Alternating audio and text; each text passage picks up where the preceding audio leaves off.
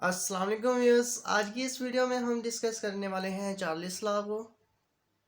इसे स्टार्ट करने से पहले मैं आपको बताता चलूँ कि चार्ल्स लॉ जो है ये क्वांटिटेटिव रिलेशनशिप है between the temperature and volume of a gas.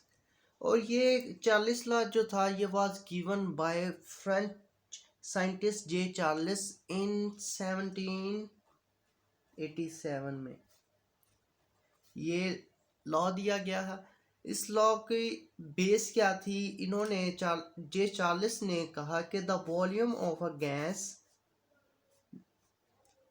जो गैस का मैस हमें दिया जाएगा उसका volume is directly proportional to the absolute temperature.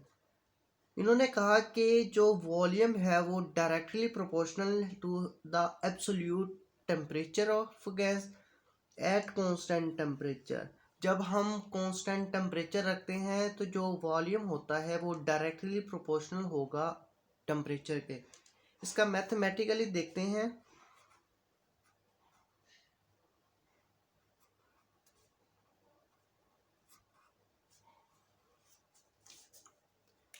तो मैथमेटिकली हम क्या लिखेंगे? Volume is directly proportional to the temperature at constant pressure.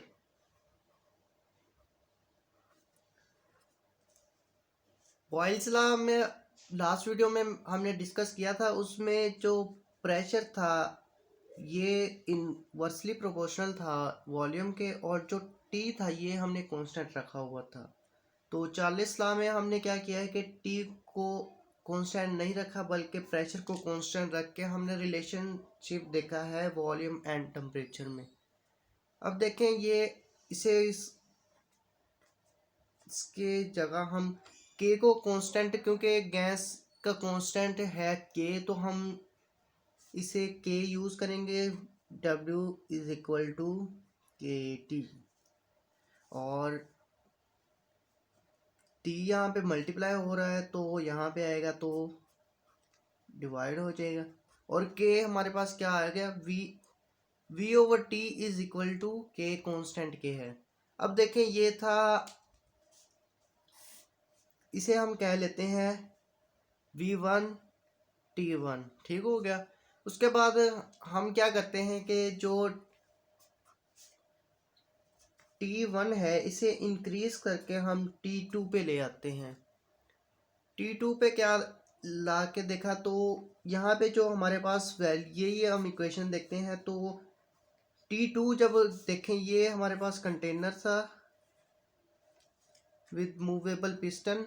यहाँ पे हमारे पास जो वॉल्यूम था गैस का वो एट T1 टेम्परेचर पे था, ATM, ओ सॉरी, T1 टेम्परेचर पे था। जो वॉल्यूम था वो हमने यहाँ पे लिख लिया है। ठीक हो गया।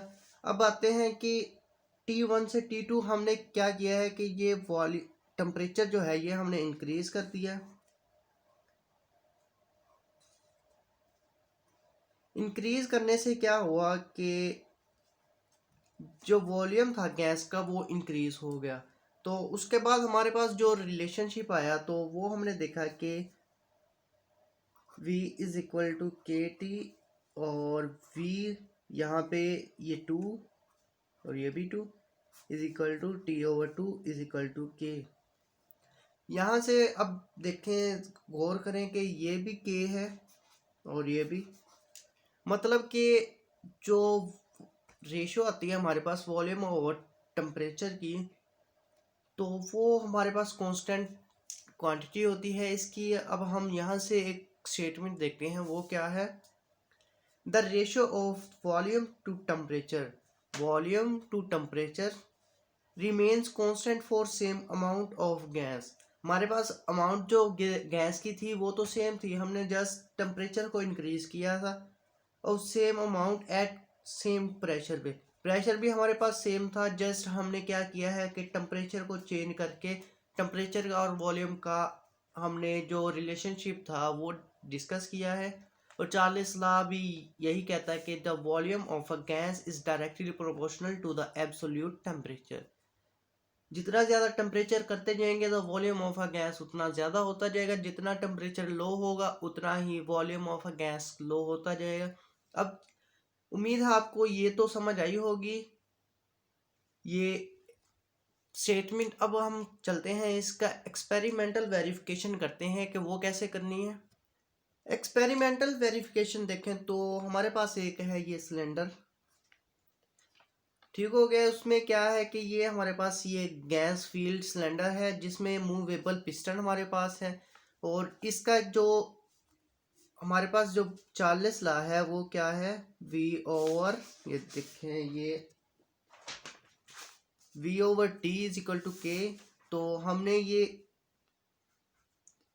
रिलेशनशिप देखना है।